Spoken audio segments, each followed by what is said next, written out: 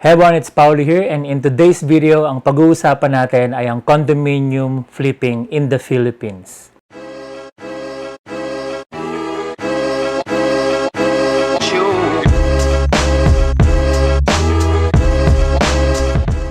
Okay, welcome back to the channel. Now, if you're brand new, make sure that you hit the subscribe button and turn on the notification bell para ma-receive mo din yung updates pag naglabas ako ng bagong video.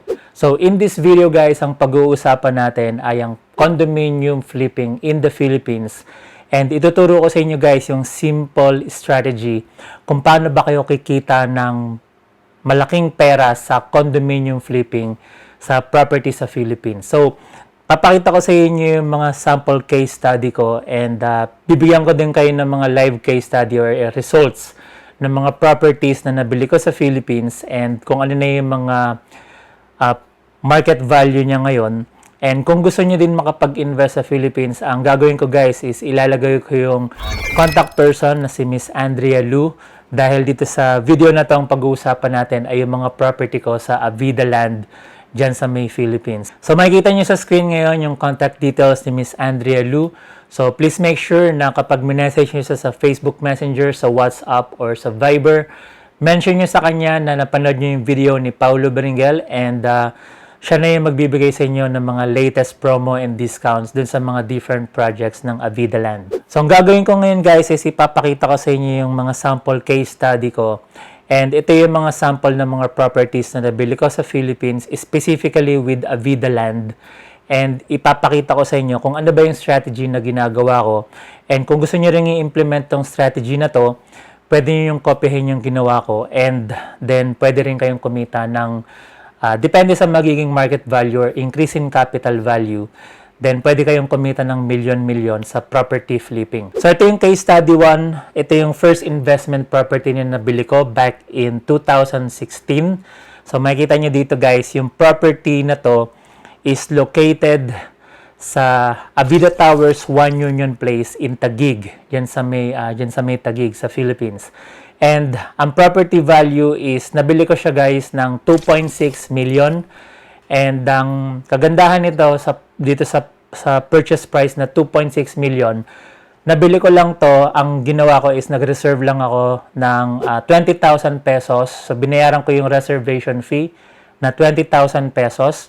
And makikita nyo dito na ang monthly payment na binabayaran ko with Avida Land is 21,645. So just take note guys, this property is an off-the-plan or pre-selling property. So that means hindi pa to gawa or nung time na binili ko to, yung building is hindi pa tapos or hindi pa nasisimulan. So ibig sabihin yung unit hindi pa siya gawa kaya mura pa yung property. And normally guys, yung mga ganitong promo kapag binili mo siya, ang payment terms niya is like 4 years or 5 years. So with this particular example, nabili ko yung property 5 years bago pa magawa yung property. So that means kaya mura yung binabayaran ko and siguro kung pinapanood mo to, iniisip mo na wala ka namang 2.6 million pesos. Ang kagandahan dito guys, sa pag bumili ka ng off-the-plan or pre-selling units, hindi mo naman kailangan ilabas yung buong 2.6 million pesos dito sa example na binibigay ko. Kasi ang gagawin mo lang is, tulad ng ginawa ko dito, nagbayad lang ako ng reservation fee na 20,000 pesos. And then after 30 days, doon pa lang nagsimula yung monthly payment ko na 21,645 pesos and 42 cents based dito sa example na to. And then binayaran ko yan guys ng in the next 60 months or equivalent into 5 years. So ang kagandahan nito guys is para lang tayo naghuhulog ng or nagsisave ng pera sa bangko. And ang kagandahan nito compared sa pagsisave ng pera sa bangko, which is kung familiar ka naman, kung meron kang, let's say, bank account sa BPI, BDO, East West, or kung ano naman yung bangko mo sa Pilipinas, wala namang magbibigay sa'yo ng mataas na interest pag nag-save ka ng pera sa bangko. Dito sa example na ipapakita ko sa inyo, makikita nyo guys, yung market value ng property ko after 3 years, makikita nyo, it's 5.576 million pesos. So makikita nyo guys, yung naging capital appreciation or increase in value niya is 2.967 million pesos. So, pag nag-decide ako na kung halimbawa gusto kong ibenta yung property na to, pag binenta ko siya, obviously yung magiging difference ng 5.576 minus yung naging purchase price niya, yun yung magiging kita ko dito sa property na to. So, ganun lang siya kadali. So, ang ini-implement natin na strategy dito is yung tinatawag natin na buy low, sell high. Diba? So, madali lang yon. Bibili ka lang ng murang property, and kapag nag-increase na yung value niya, pwede mo na siyang ipasa sa ibang tao, pwede mo na siyang ibenta. And ang maganda dito is bago pa umabot dun sa stage na maglo-loan ka sa bangko, pwede mo na siyang ipasa sa ibang tao. And then yung magiging price difference, yung capital appreciation or increase in value, yun yung magiging kita mo dun sa property flipping. Okay? So, ganun lang siya kasimple, guys. So, bigyan ko yun ng ibang example. So, ito, isang project lang to na nabili ko. Meron din akong ibang project na nabili sa ibang location. So, papakita ko sa inyo yung example.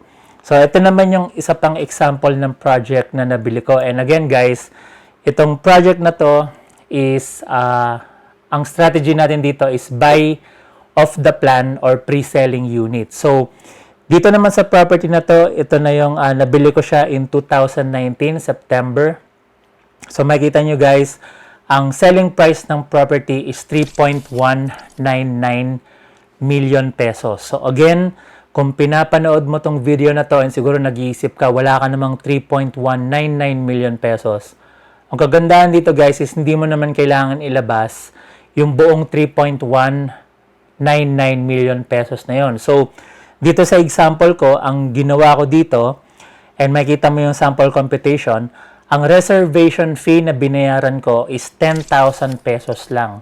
So, kung malaki yung sweldo mo sa Philippines or kung nasa overseas ka, kayang-kaya mong bayaran yung 10,000 pesos na yan.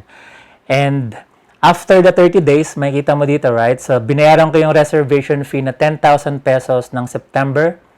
After the 30 days, dun pa lang nagsimula yung monthly payment ko na 11,016 pesos.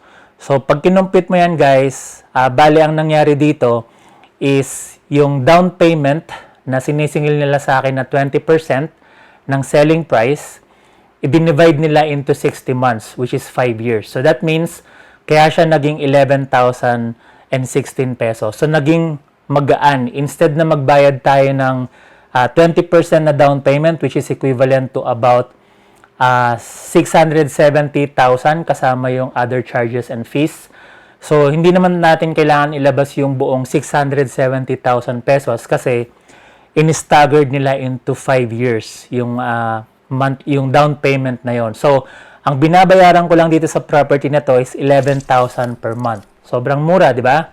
So, dito tayo ngayon guys sa case study number 2. And itong property na to is yung project ng Avida, which is called the Avida Towers Verge, and located tong building na to sa may Mandaluyong City. And maganda tong project na to kasi in between siya ng dalawang MRT stations, and mura ko lang siyang nabili. So makikita nyo guys, Tower 1 unit to kasi nga pre-selling unit, and tinetake advantage natin yung buy low, sell high na strategy. And junior 1 bedroom to, ang selling price niya is 4.38 million pesos. So, take note guys, hindi mo naman kailangan ilabas yung 4.38 million pesos. So dito sa example na ipapakita ko sa inyo, ang binayaran ko lang dito is reservation fee of 20,000 pesos back in September of 2019. Tapos, meron silang hinihingi na 20% down payment plus yung other charges and fees. So ang pinaka down payment na required is 900, dito makikita natin, 912,415.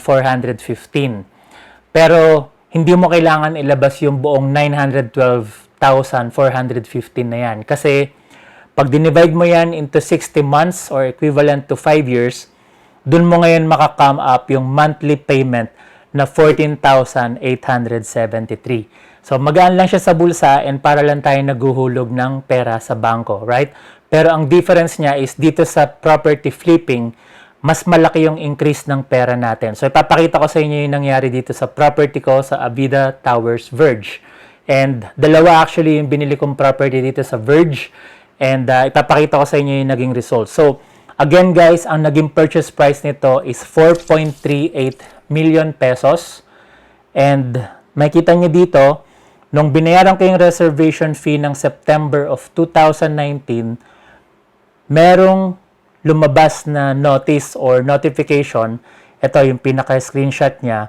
Tapos merong memo si Avida and pinadalahan ako ng agent ko at sinabi nila na there will be a price increase effective November 8, 2019. So, ibig sabihin, yung investment property natin na binabayaran natin ng 14,000 pesos per month, nakalagay dito guys, your client's investment will appreciate by 3.5% in 8 days. So, that means guys, binili ko siya ng September, dumaan yung October, nagbayad lang ako ng 14,873. Pagdating ng November 8, may increase in value yung condominium unit. So, ito lang ngayon yung nangyari guys. Again, ang purchase price niya is 4.38 million pesos.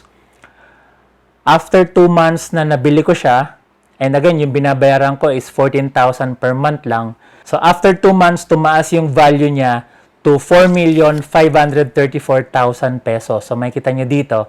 And yung naging capital appreciation or increase in value niya after only 2 months, 153,331. So, ang kagandahan nito guys is, again, ang binabayaran lang natin dito is yung 14,000 per month na monthly payment and nakapangalan sa iyo yung property. And kung sakaling gusto mo nang ibenta yung property na yan, kumita ka na agad ng 153,000, di ba? So, ngayon, example lang yan and meron pang mas magandang property na nabili ko. Papakita ko sa inyo yung case study number 3. Ngayon, kung gusto nyo ring matutunan or gusto nyo makapag-invest sa Avida Land Projects, again guys, ilalagay ko yung contact details ni Miss Andrea Lu.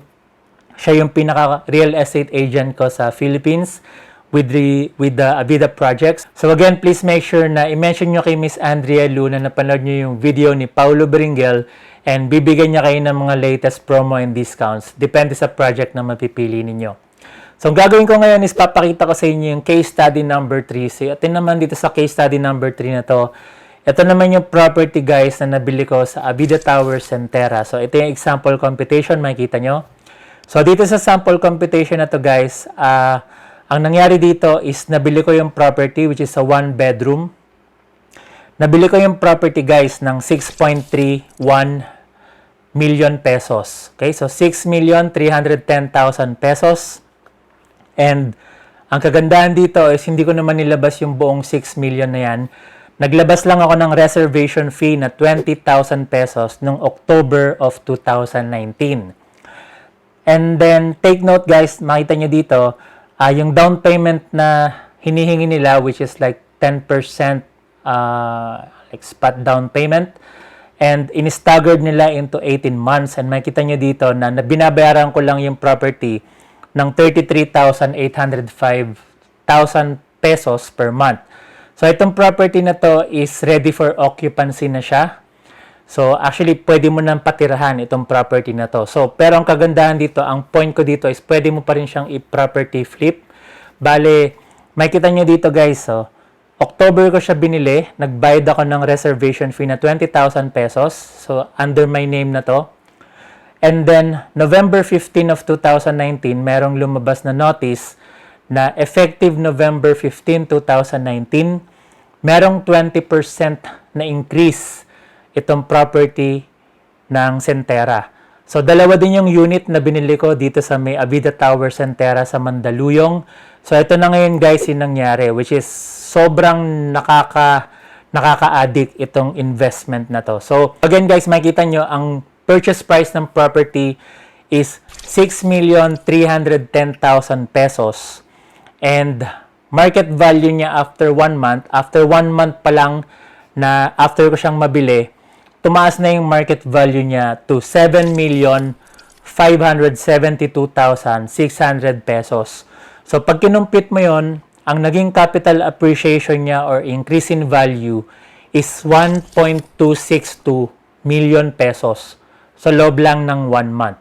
So just a reminder guys na yung mga pinapakita ko sa inyo na results ay hindi typical and it all depends dun sa location ng project. And kasi itong project na to, I believe, malapit to sa dalawang MRT stations and dun sa mga ongoing na developments dyan sa may Mandaluyong and Pasig. So, ito yung example guys, and makikita nyo, itong property na to, ito yung isa sa pinakamabilis and pinakamataas na capital appreciation na nakuha ko.